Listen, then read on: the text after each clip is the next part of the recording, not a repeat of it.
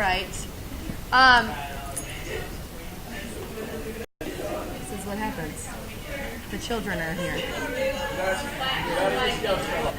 I know. All right, guys, we're moving on. Limits in trig is a whole new ballgame because there's no factoring and canceling. There's no rationalizing, clearing fractions. There are certain rules in trig that we will get to when we do get to one of those indeterminate cases, which will happen. But for the initial few problems that we're looking at here, direct evaluation should work. So if you're looking for the limit of the cosine function when x approaches pi over 2, you're just going to plug in pi over 2. And the cosine of pi over 2 is the cosine of 90 degrees, and that is, where's my all-stars?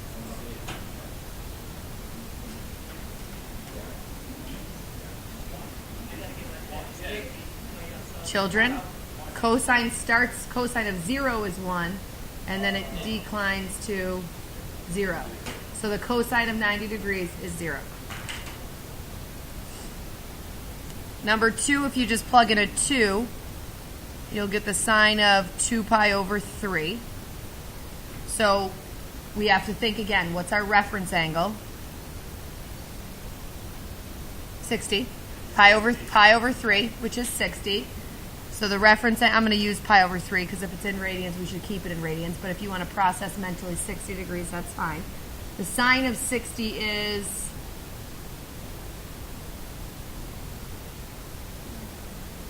Yes, good faith. Radical 3 over 2.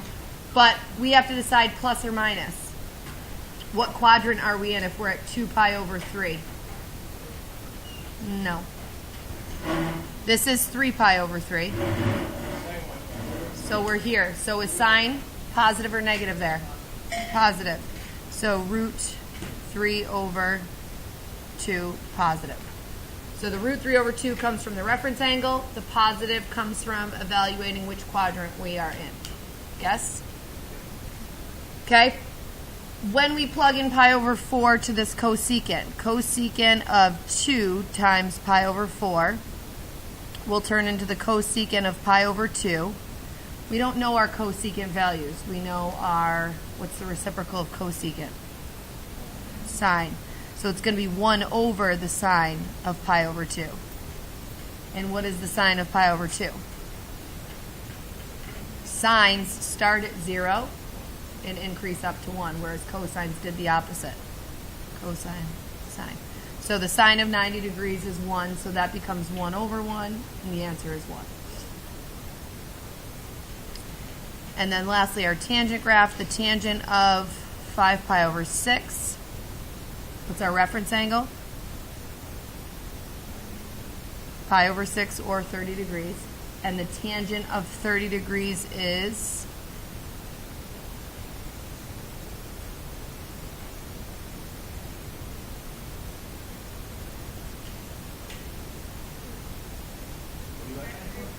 good.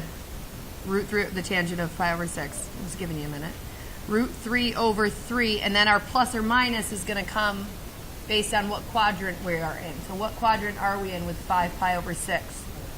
Nope. This is 6 pi over 6. 5 pi over 6 would be here. Is tangent positive or negative there? Negative. So throw your negative out in front. And those are the direct evaluations. Pretty simple if you know your values. You got to know your values. I can review those before we go. Now, here are your couple of rules. And first here, if you were given the limit as x approaches 0 on sine of x over x, and you plugged in 0, the sine of 0 is 0, over 0 would be 0 over 0. That's indeterminate. Agreed? So here's something that you have to memorize. The limit as x approaches 0 of sine x over x is 1. And I'll show you why, because I'll show you what the graph of that looks like. You wouldn't otherwise know it, but the sine of x divided by x, mode in radians because I'm graphing trig, window I'll go -5 to 5. Here's what the graph of sine of x over x looks like. You don't see it, but it is undefined at 0. There's a hole there. If you plug 0 into that function, you get 0 over 0, which is indeterminate. There is no function value there. You'd see it if you did second trace and you tried to find when x is 0, what's y. It's going to come up blank because there's no point there. But we still can see that as we approach 0 from the left and as we approach 0 from the right, we're pointing at the same location, agreed? And that is 1.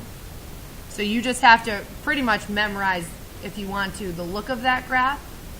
If I actually go out even further, like negative 20 to 20, you'll see really what this graph does. Like it oscillates still, but it gets smaller and smaller as you go further out. But it comes to a peak at x equals 0 at 1. Good? So the limit and so this limit rule, when this equals 1, only applies if we're approaching 0. Anything else that we're approaching, we could just plug in and we wouldn't have the indeterminate problem. Okay? And the same is true for the reciprocal of that. So it doesn't matter if the sine x is on the top or the bottom.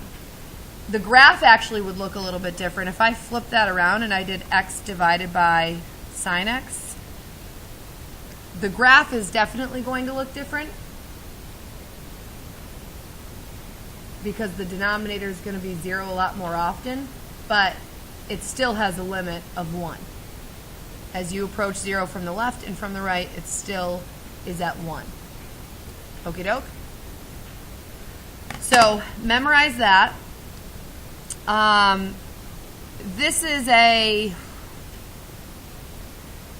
rule where if you have the sine of x over x, sort of, but each of them has their own coefficient, your answer is just the coefficients, a over b. So we'll see that in action down below. The other two are, so these three are all related. Can you agree with that? Okay, they all equal 1 no matter if we reciprocate it or not. On this one, this is just a pattern you'll also have to look out for. If you ever see a 1 minus cosine x over x, I'll show you what that graph looks like as well. 1 minus cosine x. And so as you approach 0 on this one, do you see that the limit is 0? Yes? It's, again, if you were to plug in 0, you would get cosine of 0, which is 1. 1 minus 1 is a 0 on the top and a 0 on the bottom. It would be indeterminate. There's no manipulation that you have to do. You just have to know kind of that limit is still 0. Okay? And if we flip this one,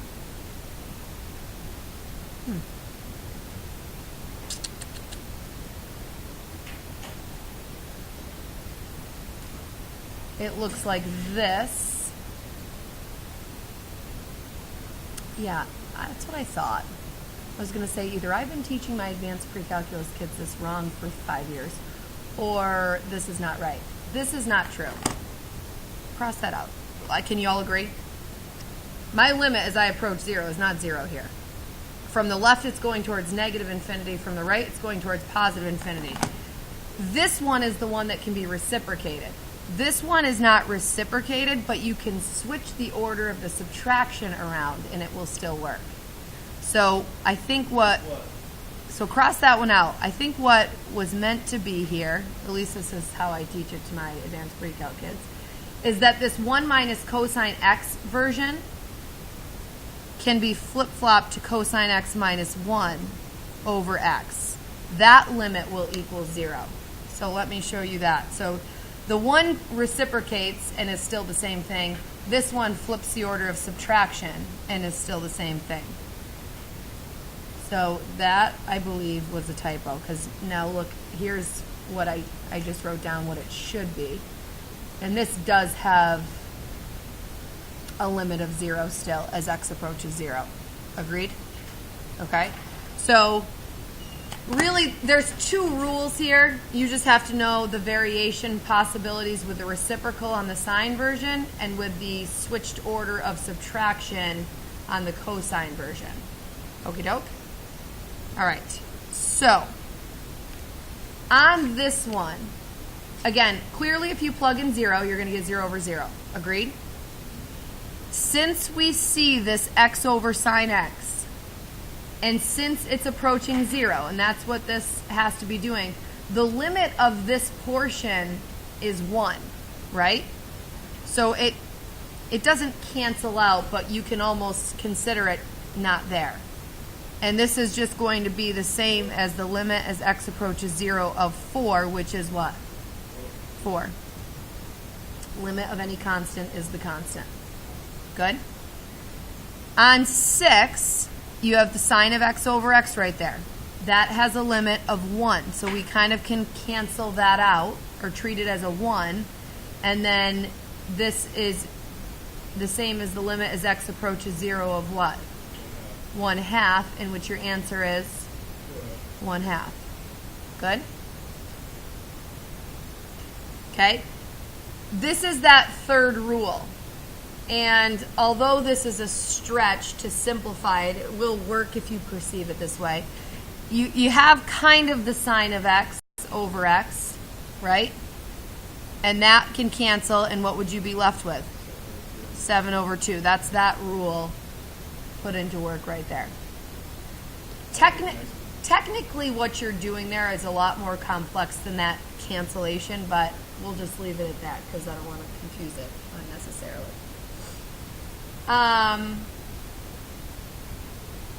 Okay. Well, I guess I can't avoid it because I'm going to have to talk about it here anyway. So, essentially, what would cancel would be a sine of 2x. Well, no. Yeah. You need the sine of your whatever x to be over an x, correct? And or vice versa. You need the sine on the bottom to be under an x. So you can manipulate this just by multiplying by x over itself. Anytime you multiply by something over itself, you're multiplying by 1, but in a convenient way, so that this portion would simplify down to what? Because the sine of x over x would cancel, so you'd be just left with 2 on the top. And this portion, you would just be left with 3 on the bottom, 2/3. Okay? 9 finally brings tangent into the game, which we haven't really mentioned tangent above. But if you plug in 0, the sine of 0 is 0, the tangent of 0 is 0, you get 0 over 0. So there is a need to manipulate, but none of these two properties that we just learned today are really applicable here. So you have to manipulate just like you would with identities. So instead of doing sine divided by tangent, maybe change your tangent into, how could you change your tangent? Sine over cosine. And then you're taking something and dividing by a fraction, so you could keep, change, and flip. And when you flip, now your sine x's will cancel. Everybody see that? And you're just left with still the limit as x approaches 0 of cosine of x, and now we can directly evaluate. So there is still an element of manipulate. You have to manipulate until something cancels, and then you reevaluate. So now I plug in 0, and the cosine of 0 is 1. Okay? So initially when I plug in 0, I get 0 over 0. So I played around with my identities and my substitutions and kind of simplified the trig expression out until something canceled, and then I re-tried plugging in 0. And we're going to do the same thing here. So if I plug in 0, I'm going to get 0 over 0. Maggie, weren't you going to leave? Oh, okay. Okay, gotcha. So if I want to manipulate this, I'm going to change my tangent into sine over cosine. And it's all divided by x. I'm going to keep, change, flip. So keep the sine x over cosine x. Change division to multiplication. And flip my x to 1 over x. And when I did that, look what I just created. Oh my goodness, sine x over x. Which is 1, which cancels. So this has all reduced down to 1 over the cosine of x. And remember that I was looking for the limit as x approaches 0. Nope, if I plug in a 0, what's the cosine of 0? 1 over 1 is 1. Ellie loves it, I can tell. All right. On 11, sine of x over x. Yeah.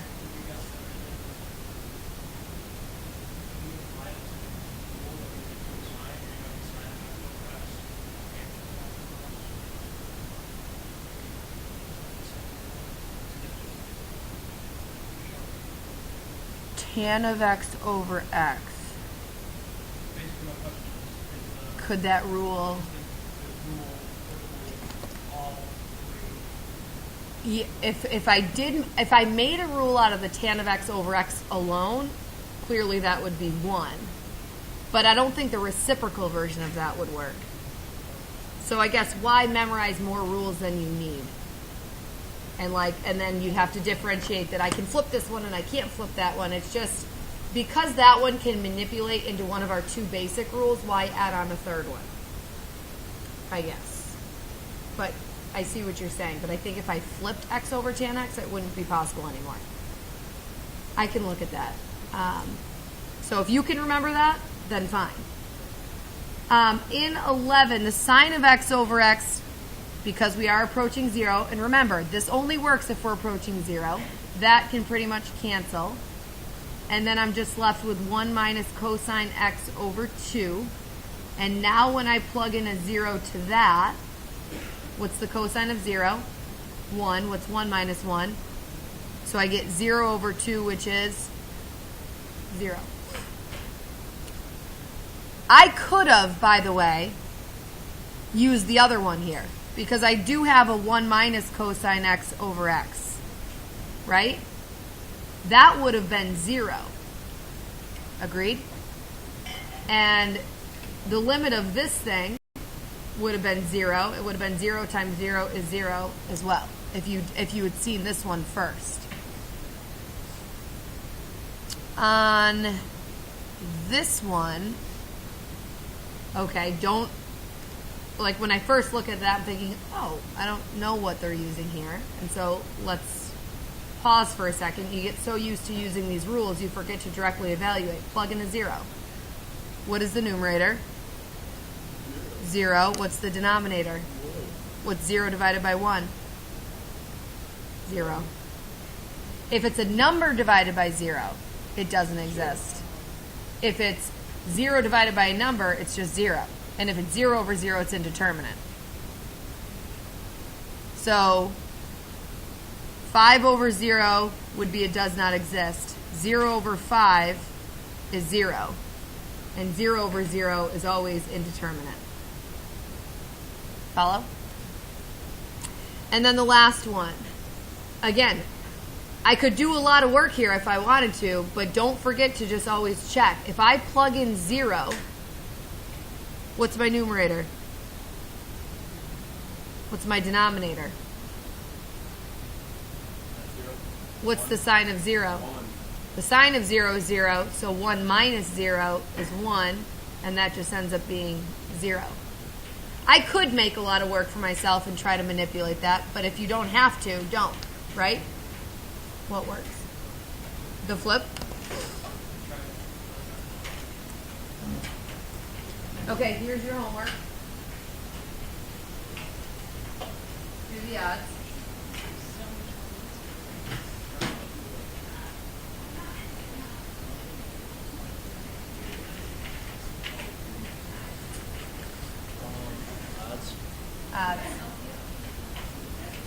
Faith, once you get those, your 2 extra copies are for Sarah tomorrow.